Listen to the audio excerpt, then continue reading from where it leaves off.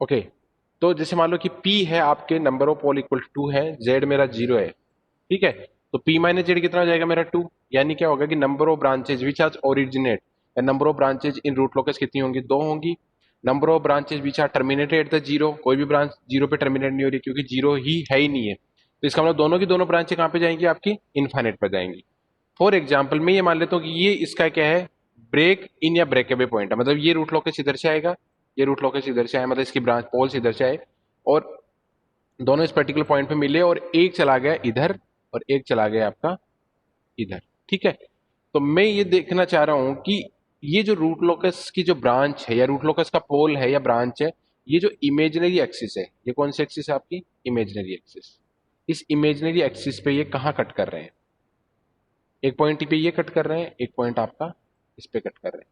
तो imaginary point पे यहाँ पे कट कर रहे हैं, तो इस पर्टिकुलर पॉइंट की वैल्यू क्या होगी, मतलब कौन सी एस की किस वैल्यू पे वो आपका कट करेगा, उसी को ही मेरे को एनालिसिस करना है, या उसी का जो रूल है वो है intersection of root locus with imaginary axis, यानी रूट लोकस है उसका इमेजिनरी एक्सिस के साथ में आपका इंटरसेक्शन कहाँ पे होगा उसको फाइंड आउट करना है, ठीक है। तो उसके लिए अपन क्या करते हैं, इसके लिए एक कॉन्सेप्ट है कि the roots of auxiliary AS या द के मार्जिन फॉर, इसका मैं मतलब बताता हूँ कि जैसे अपन ने राउथ हार्विट्ज क्राइटेरिया यूज किया था, तो राउथ हार्विट्ज क्राइटेरिया के अंदर अपन ने क्या किया था कि सबसे पहले कैरेक्टरिस्टिक इक्वेशन ड्रॉ बनाई थी, 1 + GS into H S. One सबसे पहले क्या बनाई थी आपने, 1 + GS इंटू एच एस, ये कैरेक्टरिस्टिक इक्वेशन बनाई है आपने।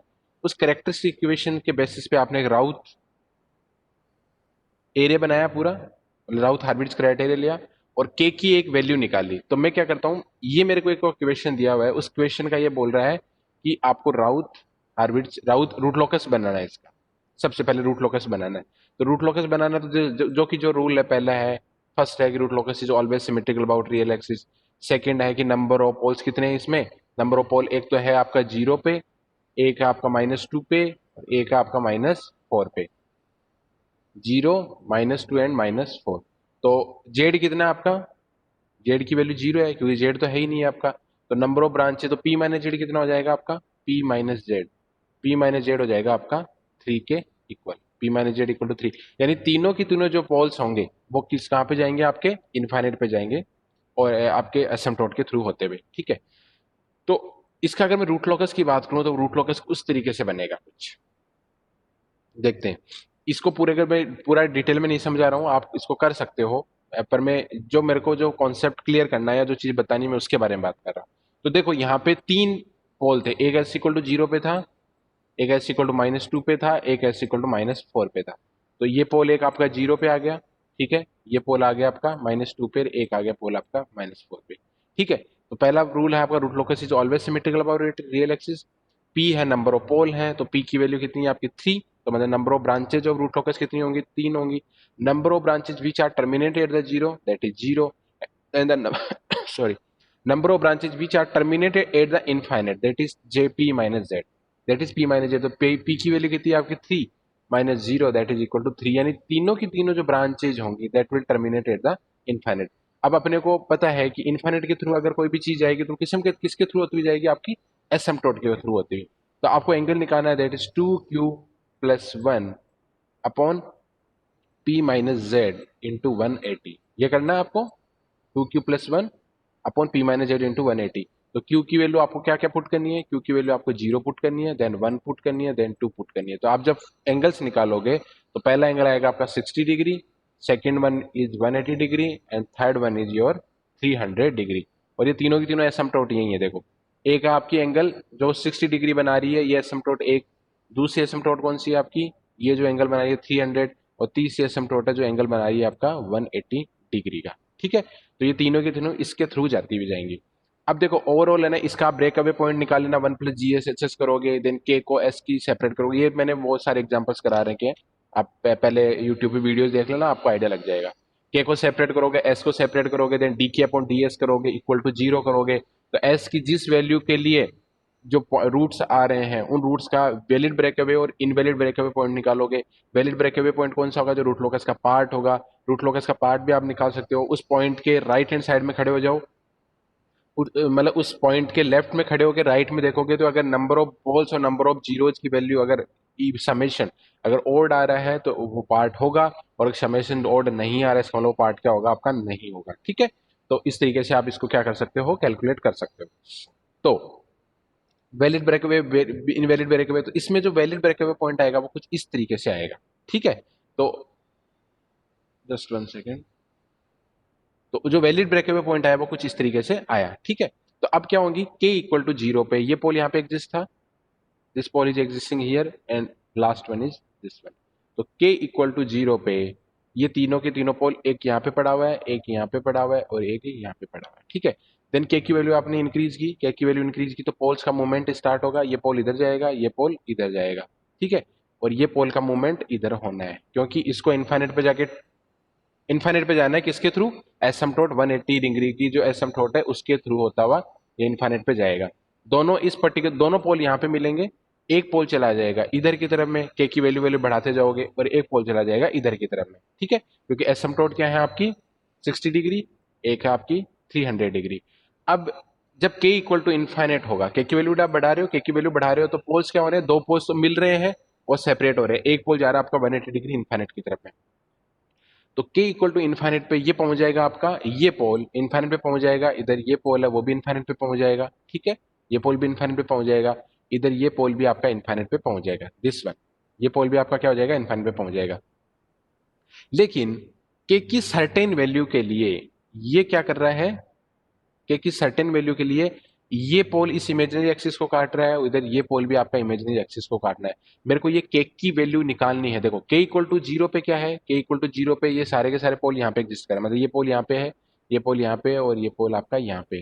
के इक्वल टू इन्फाइनेट पे क्या है, ये पोल चला गया है इन्फाइनेट पे, ये पोल भी इन्फाइनेट पे चला गया, इधर ये पोल भी इन्फाइनेट पे चला गया। अब मेरे को ये निकालना है कि के की कौन सी वैल्यू के लिए, के की कौन सी वैल्यू के लिए imaginary axis, this is the your imaginary axis को काट रहे हैं। तो उस इमेजिनरी एक्सिस को काटने के लिए अपन क्या करते हैं, राउथ हार्विट्ज क्राइटेरिया यूज करते हैं। मैंने बताया भी था पहले, जब राउथ हार्विट्ज पढ़ाया था तो मैंने बताया था कि राउथ हार्विट्ज क्राइटेरिया बेसिकली ये बताता है कि कितने नंबर ऑफ पोल्स मेरे लेफ्ट हैंड साइड में एग्जिस्ट कर रहे हैं एस प्लेन के, और कितने पोल मेरे राइट हैंड साइड में एग्जिस्ट कर रहे हैं आपके एस प्लेन के। ठीक है, तो इसके लिए मैंने क्या बनाया, राउथ हार्विट्ज क्राइटेरिया किया, यूज किया। तो मैं क्या, राउथ हार्विट्ज क्राइटेरिया हमेशा किस पे अप्लीकेबल होता है, हमेशा करेक्टरिस्टिक इक्वेशन पे ही अप्लाई होता है, करेक्टरिस्टिक इक्वेशन पे ही हमेशा क्या होता है, अप्लाई होता है। तो करेक्टरिस्टिक इक्वेशन ड्रॉ करूंगा मैं, तो करेक्टरिस्टिक इक्वेशन क्या होगा, 1 + GS into H S, 1 + GS into H S. यहाँ पे अगर एच एस नहीं दिया हुआ है then you have to assume that H S is given your unity, यानी 1 दिया हुआ है, एच एस नहीं दिया हुआ है तो ठीक है। 1 + GS की वैल्यू ये पुट कर दो आप, तो ये आ जाएगा K upon S, S+2, S+2, S+4, S+4। Okay, जब आप इसको सॉल्व करोगे तो एलसीएम आपका ये आ जाएगा S+1। तो फाइनली जब आप इसको फाइनली सॉल्व करोगे तो ये हो जाएगा S+2, मतलब एलसीएम लेने के बाद में S+4 और S+4 plus K equal to 0, क्योंकि 1 + GS इक्वल टू 0 क्या होती है आपकी, कैरेक्टरिस्टिक इक्वेशन आती है। जब आप इसको सॉल्व करोगे, when you will solve it, तो ये क्या हो जाएगा आपका, ये मल्टीप्लाई होंगे सारे के, S+2 से मल्टीप्लाई होगा, देन ये सारा का सारा मल्टीप्लाई होगा S+4 से, तो ये फाइनली क्या बन जाएगा आपका S³ + 6S² + 8S + K equal to 0, ये बन जाएगा। तो 1 + GS कर दिया आपने और ये बन गया। अब आपको क्या बनाना है, राउथ एरे बनाना है, राउथ हार्विट्ज क्राइटेरिया करना है। अब राउथ हार्विट्ज क्राइटेरिया में वापस से पढ़ाऊंगा नहीं आपको, तो आपको क्या करना पड़ेगा, राउथ एरे बनाना पड़ेगा। This is your Routh array, this is your Routh array. तो हाईएस्ट पावर क्या आपकी S³, तो पुट इट हियर S³, देन S², put here S1 and S0। इसका मल्टीप्लीकेशन क्या है, S³ का मल्टीप्लीकेशन 1 है, देन एक को छोड़ दो, रिमेनिंग 8, देन S² का कोफिशिएंट कितना है, 6 है, लास्ट का कितना हो जाएगा K। फिर आपको क्या करना है, इसको फर्दर सॉल्व करना है, तो आप मल्टीप्लाई करोगे इससे। ये सारी चीजें मैंने करा रखी है, सब वीडियोस पढ़े हैं ऑलरेडी, बस आपको देखने की जरूरत है। सारी चीजें मैं वापस रिपीट कर रहा हूँ, बाकी मुझे कोई नीड नहीं है रिपीट करने, सब चीजें मैंने करवा रखी है। तो 6 × 8 और इसको कर दूंगा K × 1, तो ये हो जाएगा 6 × 8 कितना हो जाएगा 48, 48 minus K upon divide by 6। सारे कॉन्सेप्ट बता रखे हैं मैंने अच्छे से, ठीक है। फिर ये यहाँ पे 0 होगा, ये भी यहाँ पे 0 होगा, देन इसको आप मल्टीप्लाई करोगे इससे, इसको मल्टीप्लाई इसको तो ये 0 आ जाएगा। ठीक है, देन ये वैल्यू फाइंड आउट करने के लिए क्या करोगे आप, थोड़ा सा कॉम्प्लिकेट हो रहा है। हाँ, जब ये वैल्यू फाइंड आउट करनी है तो आप क्या करोगे, इसको मल्टीप्लाई करोगे इससे, इसको मल्टीप्लाई करोगे इससे और डिवाइड करोगे इससे, तो ये आ जाएगा 48 माइनस के, 48 माइनस के अपॉन 6 इंटू के minus 6 into zero, 6 into zero divide by 48 minus के अपॉन 6। तो ये 48 माइनस के अपॉन 6 से 48 माइनस के अपॉन 6 कैंसिल हो जाएगा तो बच जाएगा के, तो ये फाइनली आ जाएगा आपका के, दिस इज योर के।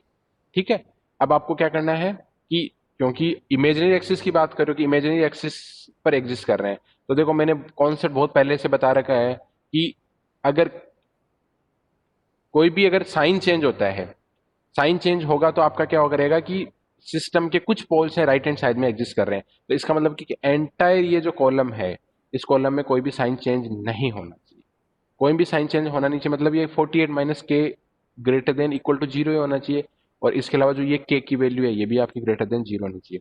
तो जब आप इसको सॉल्व करोगे then you will get the value of 48, that is K is less than 48, and second आपका होगा के इज ग्रेटर देन जीरो। तो दो एसेंशियल कंडीशंस बन रही है, फर्स्ट वन इज के should be less than 48 and second essential condition है के should be greater than zero. तो दोनों आप चीजों को जब आप कंबाइन करोगे देन यू विल गेट कि के की वैल्यू है should be vary from 0 to 48, maximum value इसकी कितनी हो सकती है 48, और 48 पे क्या होगा, देखो 48 से अगर कम होगा तो सारे के सारे पोल इस साइड में एग्जिस्ट करेंगे, लेफ्ट में। ठीक है, अगर 48 से ग्रेटर होगा, 48 से ग्रेटर होगा के की वैल्यू, तो ये नेगेटिव हो जाएगा, ये नेगेटिव है मतलब साइन चेंज हो गया, साइन चेंज हो गया मतलब क्या है, आपके कोई ना कोई पोल आपका राइट हैंड साइड में एग्जिस्ट कर रहा है। ठीक है, तो वो नहीं होगा। के इक्वल टू 48 यानी के क्या है, के मार्जिनल, के मार्जिनल यानी इस पर्टिकुलर वैल्यू पे क्या हो रहा है कि आपके जो पोल्स हैं वो कहां पे एग्जिस्ट कर रहे हैं, इस इमेजिनरी एक्सिस पे, और मेरे को के की वही वैल्यू निकालनी है जिसके ऊपर ये इमेजिनरी एक्सिस पे ये आपके एग्जिस्ट कर रहे हैं। ठीक है, के की वही वैल्यू निकालनी है, तो के इक्वल टू के मार्जिन इक्वल टू 48। अब आपको क्या करना है कि एस की वैल्यू निकालनी है कि एस की किस वैल्यू पे, यानी एस ये जो कटिंग हो रही है या जो इमेजिनरी एक्सिस को जो कट हो रहा है वो इमेजिनरी एक्सिस को एस के किस पे कट हो रहा है, देखो ये सिग्मा है आपका, ये जो एमओ है जे ओमेगा। ठीक है, तो मेरे को ये वैल्यू निकालनी है कि ये एस की किस वैल्यू पे ये कट रहा है, तो उसके लिए क्या करना पड़ेगा आपको, ये ऑक्सिलरी इक्वेशन आपको डिजाइन करनी पड़ेगी, ये ऑक्सिलरी इक्वेशन डिजाइन करनी पड़ेगी। तो ऑक्सिलरी इक्वेशन क्या हो जाएगी आपकी 6 इंटू एस स्क्वायर, ये सारी चीजें बता रखी है मैंने, plus K equal to zero. Auxiliary equation क्या हो जाएगी 6s² plus K equal to zero, 6 को एस स्क्वायर से मल्टीप्लाई कर दो, फिर एक छोड़ दो और के इंटू एस जीरो, मतलब बेसिकली ये ऐसा है 6s² plus plus K into S to the power zero, S to the power zero equal to zero, तो एस टू दावर जीरो कितना हो जाएगा 1, तो 6s² plus K into one that is equal to zero. और marginal stable के लिए जो के की वैल्यू आई है दैट इज 48, तो इसको 48 वैल्यू पुट कर दो आप, ऑक्सिलरी इक्वेशन ये आ जाएगी A of S square 6s² plus K equal to zero, तो 6s² प्लस 48 आ जाएगा। फिर जब इसको फाइनली सॉल्व करेंगे अपन, फाइनली सॉल्व करें तो 6s² क्या हो जाएगा 6s² that will be equal to -48। ठीक है, एस स्क्वायर इक्वल टू क्या हो जाएगा आपका, एस स्क्वायर आ जाएगा -48 डिवाइड बाई 6, तो -48 डिवाइड बाई 6 कितना हो जाएगा आपका 8। ठीक है, 8, और s की वैल्यू निकालोगे तो s क्या होगा आपका अंडर रूट ऑफ -8, और -1 को क्या लिख सकता हूं मैं, आयोटा इंटू आयोटा या जे इंटू जे, आयोटा इंटू आयोटा या जे इंटू जे। ठीक है, बट कंट्रोल सिस्टम में अपन जे यूज करते हैं, मैथमेटिक्स में अपन आयोटा यूज करते हैं, तो अपन जे लेके चलते हैं। तो आपने s इक्वल टू लिख दिया, s equal to under root of -1 की जगह जे स्क्वायर इंटू 8, फिर इसका आप जब अंडर रूट मतलब इसको सॉल्व करोगे then you will solve it, तो आपका जो वैल्यू आएगी वो आएगी s इक्वल टू 8 का वैल्यू होती है 2√2, तो सॉल्व करोगे तो 2√2 मतलब 2.8 आ जाएगा, तो ये आ जाएगा +-j इंटू 2.8, √8 को निकालोगे तो 2.8 आ जाएगा। ठीक है, जे स्क्वायर क्यों आया है, क्योंकि जे को मैंने रूट लिया, जे स्क्वायर का रूट लिया, तो जे प्लस माइनस क्यों है कि रूट जब भी लेते हैं तो दो वैल्यू जाती है। ठीक है, क्योंकि -2 है उसका स्क्वायर है वो भी 4 आता है, और 2 का स्क्वायर भी 4 आता है, यानी जे प्लस जे 2.8 की जो वैल्यू आएगी वो भी कितनी आ जाएगी, -8 आएगी, और -j² 2.8 की वैल्यू भी कितनी आ जाएगी, -8 आ जाएगी। ठीक है, तो इस हिसाब से आप इसको सॉल्व कर सकते हो। तो एस की जो वैल्यू आई है वो क्या आई है आपकी, +-j 2.8। ठीक है, अब इसके बाद में इसका मतलब क्या हुआ, इसका मतलब ये हुआ कि ये जो कटिंग हो रही है, ये जो कटिंग पॉइंट है, ये क्या है आपका +j 2.8, और ये जो कटिंग हो रही है ये क्या है, -j 2.8। और यहाँ पे के की वैल्यू कितनी है आपकी, 48, के की वैल्यू 48 है। यानी मैं डायरेक्टली अगर मैं फाइनली इसको अगर कंक्लूड करूं तो मतलब क्या हुआ कि पहले के इक्वल टू 0 पे कोई पोल थे जो यहाँ पे एग्जिस्ट कर रहे थे, सारे के सारे पोल। जब आपने के की वैल्यू बढ़ाई तो के की वैल्यू बढ़ाने पे क्या हुआ कि इन पोल्स का मूवमेंट हुआ, और यहाँ पे जाके ये क्या हुए, मिले। ये पोल आपका इनफाइनाइट की तरफ में निकल गया है, ये पोल आपका इनफाइनाइट में चला गया, माइनस नेगेटिव एक्सिस की तरफ में। दोनों पोल मिले, फिर आपने के की वैल्यू बढ़ाई, के की वैल्यू बढ़ाई तो यहाँ पे मिलने के बाद में ये सेपरेट हुए, देन सेपरेटेड। ठीक है, सेपरेट हुए, इसका जो मोमेंट हुआ वो हुआ 60 जो है डिग्री की जो एसिम्प्टोट है उसके थ्रू, इसका हुआ वो 300 डिग्री के एसिम्प्टोट के थ्रू, और इसका तो चल ही रहा है जो 180 डिग्री के एसिम्प्टोट के थ्रू। ठीक है, ये दोनों मिले, देन सेपरेट हुए, सेपरेट होके ये इमेजिनरी एक्सिस को काटते हुए इनफाइनाइट पे चला गया। इसी तरीके से ये भी इमेजिनरी एक्सिस को काटते हुए इनफाइनाइट पे चला गया। अब मेरे को ये फाइंड आउट करना है कि के की किस वैल्यू के लिए इनफाइनाइट पे, ये के इक्वल टू इनफाइनाइट पे पहुंचा है, ये भी इनफाइनाइट पे पहुंचा है, और ये भी इनफाइनाइट पे पहुंचा है। तो के की किस वैल्यू के लिए ये इमेजिनरी एक्सिस को कट कर रहे हैं, के की किस वैल्यू के ये इमेजिनरी एक्सिस को कट कर रहे हैं, उसके लिए मैंने क्या राउथ हार्विट्ज क्राइटेरिया लगाया, राउथ हार्विट्ज क्राइटेरिया लगाने के बाद मैंने के की वैल्यूज निकाली। केक की मार्जिनल वैल्यू मतलब मैक्सिमम वैल्यू क्या होता है, उससे ज्यादा होगा तो वो राइट हैंड साइड में चला जाएगा आपको। उसकी मैक्सिमम वैल्यू होगी वो के इक्वल टू के मार्जिन इक्वल टू 48 है। के की वैल्यू आपने 48 पुट कर दी, के की वैल्यू पुट कर दो, 6s² प्लस 48 हो गया, तो एस की जो वैल्यू आई वो आई +-j 2.8, जे +-j 2.8 आई।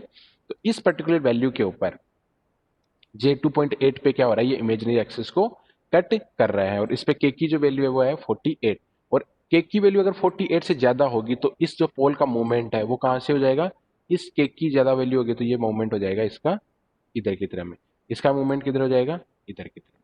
ठीक है, तो ये वाला आपका इंपॉर्टेंट कॉन्सेप्ट है, intersection of root locus branch with imaginary axis. अब अगर किसी को डाउट है तो मेरे को वो पूछ सकता है। इसके साथ ही आपका जो रूट लोकस का चैप्टर है वो कंप्लीट हो गया है। किसी को डाउट है तो मेरे को पूछ सकता है। सारे के सारे मैंने ऑलमोस्ट रूट लोकस के 10 लेक्चर बनाए हैं मैंने। आई थिंक ये 10वां लेक्चर होगा, 9th लेक्चर है वो मैंने आपका वीडियो डाल दिया है।